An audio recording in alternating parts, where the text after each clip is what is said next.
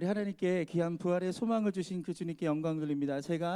여러분이 먼저 제가 주님은 살아나셨습니다 이렇게 인사하면 여러분들은 그분은 정말로 살아나셨습니다. 여러분이 같이 화답해 주시면 좋겠습니다. 주님은 살아나셨습니다. 네, 감사합니다. 반대로 한번 해볼까요? 여러분이 주님은 살아나셨습니다 하면 제가 그 다음 께 해볼게요. 시작. 정말로요? 네, 정말로 살아나셨어요? 네, 그렇죠. 그분은 정말 살아나셨음을 믿으시길 바랍니다. 여러분, 우리는 누구죠? 여러분, 우리는 예수를 믿는 사람입니다. 그런데 엄밀히 말하면요, 우리는 무엇을 믿느냐? 우리가 최종적으로 믿는 것은 뭐냐면 바로 예수 그리스도께서 부활하신 것을 믿는 거예요. 오늘 그렇게 우리는 이렇게 믿음으로 고백할 수 있습니다. 같이 한번 고백할까요? 나는 부활을 믿는 사람입니다. 이 세상에는요 딱 두 종류 사람이 있습니다. 첫 번째 종류 사람은요 예수님의 부활을 믿는 사람이에요. 그리고 나머지 부류는 어떤 사람이에요? 예수 그리스도의 부활을 믿지 않는 사람이라는 거예요. 여러분은 어떤 사람에 속해 있습니까? 여러분 정말 부활의 현장을 가보셨나요? 2000년 전에 예수님께서 부활하신 거 보셨어요? 아니 보시지도 않았는데 그 현장에 있지도 않은데 어떻게 부활의 주님 우리가 믿는 거죠? 여러분 우리가 그것을 믿는 이유는요 바로 성경에 기록되어 있기 때문에 그런 거예요. 우리가 성경을 믿기 때문에 성경에 기록된 모든 말씀을 우리는 믿는 거예요. 오늘 그렇게 저와 여러분 예수님의 부활의 소식을 우리가 듣고 그 부활의 소식을 믿고 우리가 부활을 전하는 그 증인된 삶을 살아야 될 줄 믿습니다. 할렐루야. 사랑하는 성도 여러분, 부활을 확실하게 증거할 수 있는, 입증할 수 있는 그 증거는 없습니다. 그러나 부활을 확실하게 부정할 수 없는 증거 또한 없다라는 거예요. 그래서 우리 중에는요 부활을 믿는 사람도 있고 혹 우리의 자녀가 부활을 믿지 못한다는 사람이 있다 할지라도 그것을 이해할 수 있었으면 좋겠습니다. 2017년에 미국에서 개봉한 영화가 있는데요, 예수는 역사다라는 이 영화가 있습니다. 이 영화는 리 스트로베리라고 하는 한 기자의 생애를 다루고 있습니다.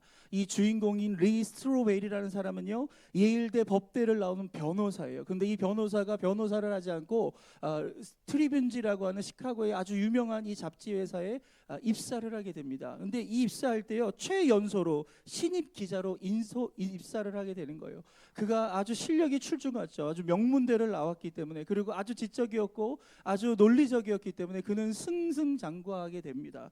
그런데 그는 자신을 가리켜서 이 사람이 뭐라고 얘기하냐면 나는 무신론자 저널리스트다라고 그렇게 얘기하는 거예요. 주변의 사람들도 그를 가리켜서 뭐라고 얘기하냐면 영적인 의심자다 이렇게 얘기할 정도로 그는 예수와 전혀 상관없는 인생을 살았던 사람입니다. 그런데 어느 날 늦은 저녁 시간에 가족들과 함께 식당에서 식사를 할 때였어요. 6살짜리 꼬마아이가 하나 있는데 그 아이가 식사 중에 갑자기 목에 뭐가 걸린 것 같아요. 캑캑캑캑 거리는데 그게 나오지 않는 거예요. 물을 마시고 뭘 해도요 나오지 않습니다. 점점 이 기도가 막혀가지고 이 아이가 숨을 쉬지 못하다 보니까 결국 기절하고 맙니다. 부모가 아무리 노력을 해도 손을 써도요 이 아이가 일어나지 못하는 거예요.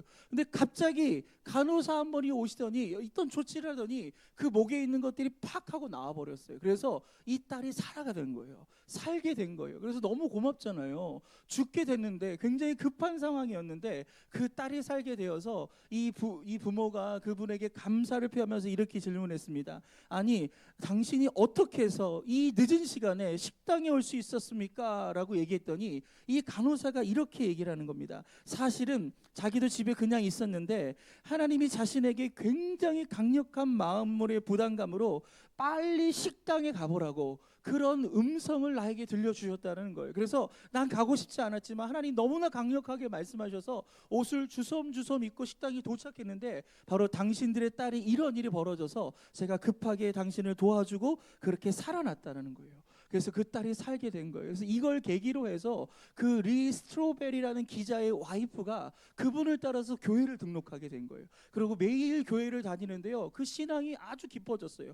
독실한 신앙이 된 거예요. 그런데 이 합리적이고 논리적인 이 무신론자였던 이 리 스트로베리요 와이프가 교회 가는 게 탐탁지가 않은 거예요. 그리고 마치 이렇게 빠져드는 것 같은 거예요. 이단에 빠져드는 것처럼 그렇게 그분이 판단했던 것 같아요. 그래서 어떻게든지 내가 와이프가 믿는 그 예수가 허구라는 사실, 이 기독교가 잘못됐다라는 이단이라는 것을 내가 증명하겠다라고 합니다. 기자잖아요.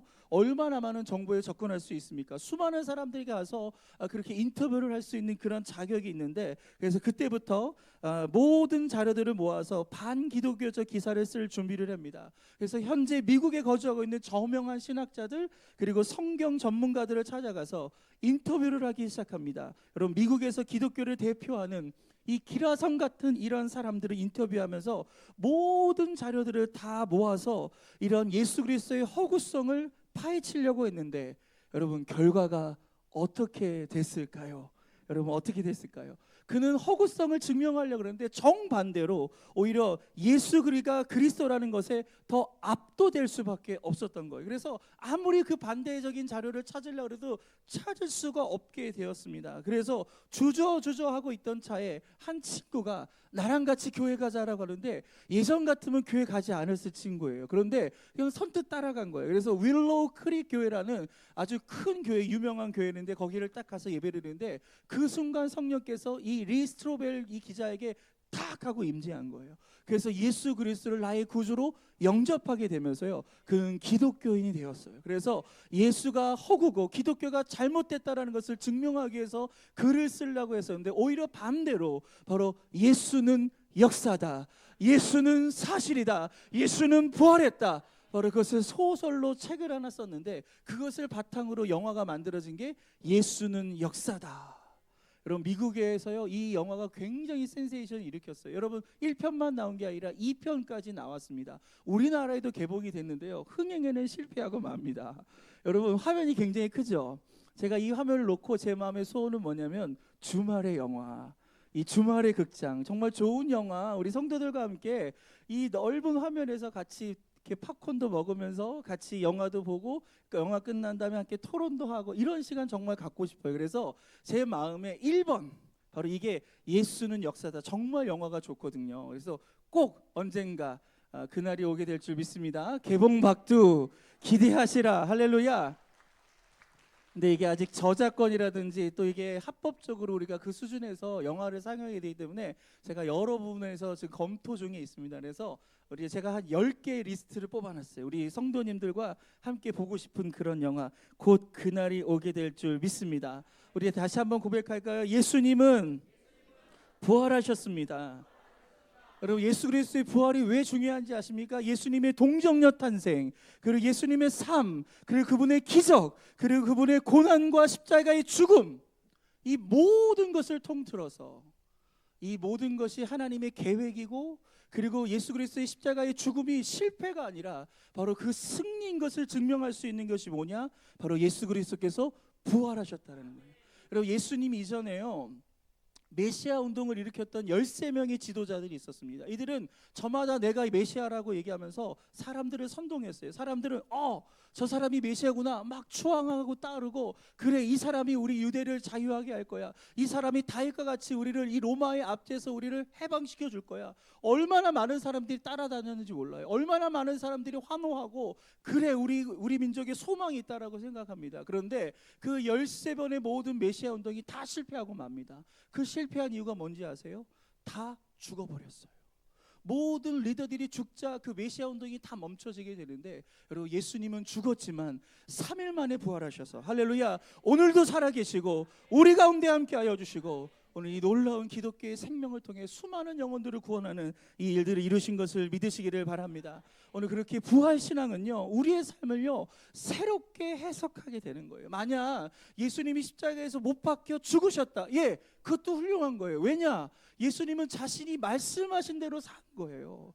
우리를 사랑하시기에 우리를 위해서 십자가에 못 박혀 죽으신 그 놀라운 희생만으로 해도 굉장히 귀하고 값진 거지만, 그것으로 끝날 수밖에 없는 거예요. 그런데 우리 주님은 부활하셨어요. 그래서 그 죽음이 끝이 아니다라는 거예요. 절망이 끝이 아니다라는 거예요. 우리의 실패가 끝이 아니라, 오늘 예수님께서 죽음을 깨트리고 부활하셨던 것처럼 우리의 삶의 모든 저주를 깨트리시고 우리를 승리케 하신 것을 믿으시기를 바랍니다. 그래서 성도는 어떤 삶을 살아가야 되느냐? 바로 부활의 소망을 갖고 우리들의 모든 삶을 해석하고 그것으로 바라봐야 될 줄 믿습니다. 지금 힘들고 어려운 문제가 뭐예요? 여러분을 괴롭게 아프게 따라다니는 그 어려움이 무엇입니까? 여러분, 우리가 죽음, 절망, 오늘 그 관점으로 바라보지 마시고요, 오늘 그 부활의 소망을 갖고 오늘 이 지금은 힘들지만 하나님께서 반드시 역전을 시켜주실 것이다, 반드시 승리하게 하실 것이다, 오늘 그 믿음을 갖는 저와 여러분 되기를 축복합니다. 유명한 신학자인 칼 바르트는 이런 말을 합니다. 같이 읽겠습니다. 시작. 예수 그리스도가 능력을 가지신 하나님의 아들이라는 사실을 선언한 것이다. 또한 종교개혁자인 마르틴 루터는 이런 얘기를 합니다. 같이 읽습니다. 시작. 침묵의 금요일과 부활의 날을 갖지 못한 사람들에게는 1년 중 좋은 날이란 없다. 믿으시면 아멘. 예수의 부활을 우리가 믿지 못한다면요, 1년 내내 우울할 수밖에 없어요.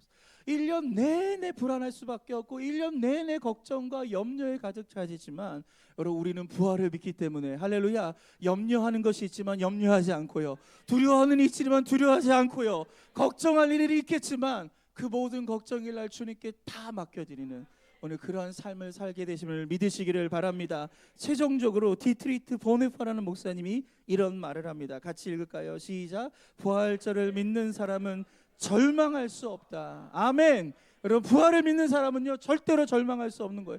내 사전에 절망은 없다. 우리 교회에 절망은 없다. 여러분, 어떠한 문제와 어려움 속에서도요 여러분 절망하지 않길 바랍니다. 사실 이 디트리트 보네퍼 목사님은요 이 나치 치하에서 이 히틀러를 암살하는 여기에 가담을 하다가 붙잡혔어요. 그래서 사형을 언도를 받게 됩니다. 사형수가 되어서 감옥에 있는데요, 그 감옥 속에서도요 그는 절망하지 않습니다. 그 감옥 속에도 소망의 주님을 붙잡고 그 부활의 주님을 믿으면서요 그 죄수들을 향하여서 매 주일마다 예배를 인도하고 그들에게 말씀을 가르치면서 소망으로 인도합니다. 이제 이 디트리트 보네퍼 목사님의 마지막 처형날이 됐어요. 간수들이 옵니다. 어느 정도 분위기를 아는 거예요. 그래서 함께 그 방 안에 있었던 영국 장교가 이 보네퍼 목사님 향해서 이렇게 얘기합니다. 목사님, 오늘이 마지막입니다. 안녕히 가십시오 라고 이렇게 인사했어요. 이 인사를 들었던 이 디트리트 보네퍼 목사님이 뭐라고 얘기하는지 아십니까? 미소를 띠고 아주 평화로운 낯으로 이렇게 말했다고 합니다. 죽음은 끝이 아니라 영원한 삶의 시작입니다. 죽음이 끝이 아니라 그 죽음과 함께 나는 부활할 것입니다. 그래서 디트리트 보네퍼 목사님은 죽음을 본 것이 아니라 그 죽음 뒤에 있는 부활을 봤기 때문에 그 죽음 속에서도 두려워하지 않고요, 기쁨으로 그 사형대 위에 올라가서 순교하게 됐습니다. 이분 나이가 39살이에요. 여러분, 이분이요 19살에 박사학위를 받으셨는데요, 그래서 신약학계에서 이런 말이 있습니다. 이분이 만약 10년만 더 살았으면 이 신약학계가 엄청난 발전을 했을 텐데 그만큼 수재였고요, 그만큼 뛰어난 사람이었지만 이렇게 순교를 통해서 하나님께 영광을 올려드린 것을 볼 수 있습니다. 할렐루야. 오늘 설교 제목이 뭐죠? 나는 부활이요 생명이다. 한번 따라할까요? 나는 부활이요 생명이다. 우리 주님께서 말씀하셨습니다. 우리 요한복음 11장 25절부터 26절까지 말씀입니다. 요한복음 11장 25절과 26절 말씀을 같이 읽겠습니다. 시작. 예수께서 이르시되 나를 믿는 자는 죽어도 살겠고 무릇 살아서 나를 믿는 자는 영원히 죽지 아니하리니 이것을 내가 믿느냐. 아멘. 여러분 나사로가 죽었어요. 그 죽음의 현장 가운데 예수님이 도착하셔서 그 유가족이었던 마르다와 마리아에게 뭐라고 말씀하셨냐면 나는 부활이다, 나는 생명이다, 나를 믿어라. 오늘 그것을 우리 가운데 요청하신 것을 믿으시길 바랍니다. 예수님은 이렇게 말씀하지 않았어요. 나는 부활이 될 거야, 나는 생명이 될 거야. 미래 시대로 말씀하신 것이 아니라 현재 시대로 말씀하신 거예요. 예수님이 부활인 거예요. 할렐루야. 예수님이 생명인 거예요. 그렇다면 우리가 예수를 믿는다면 오늘 이 자리부터 우리는 부활의 삶을 살 수 있게 되는 것을 믿으시기를 바랍니다. 바로 예수님은 인생의 가장 중요한 숙제인 바로 이러한 죽음과 삶에 대한 유일한 해답이 되신 것이 우리 예수님인 것을 믿으시기를 바랍니다. 제가 담임 목사예요. 교회에 산적한 많은 문제들, 또 앞으로 일어날 일들에 대해서 저한테 많이 물어봅니다. 목사님, 이건 어떻게 돼요? 이건 어떻게 할 거예요? 이건 어떻게 되는 거죠? 저에게 수많은 질문이 던져져요. 저는 거기에 대한 답을 해야 돼요. 그런데 솔직히 말하면요, 저도 답을 모르는 게 있어요. 성도들이 물어보지만 답을 몰라요. 교회가 어떻게 될지에 대해서 물어보지만 저도 잘 몰라요. 그런데 여러분, 우리 주님은요 답을 다 갖고 계세요. 주님은 답을 알고 계시기 때문에 오늘 우리 가운데 이렇게 말씀하신 겁니다. 나는 부활이다, 나는 생명이다. 할렐루야. 우리의 부활이 되고 생명이 되신 그 주님을 찬양하길 바랍니다. 미국의 유명한 코미디언인 자니 칼슨이 이런 말을 합니다. 같이 읽겠습니다. 시작. 우리 인생에서 확실한 것은 두 가지밖에 없다.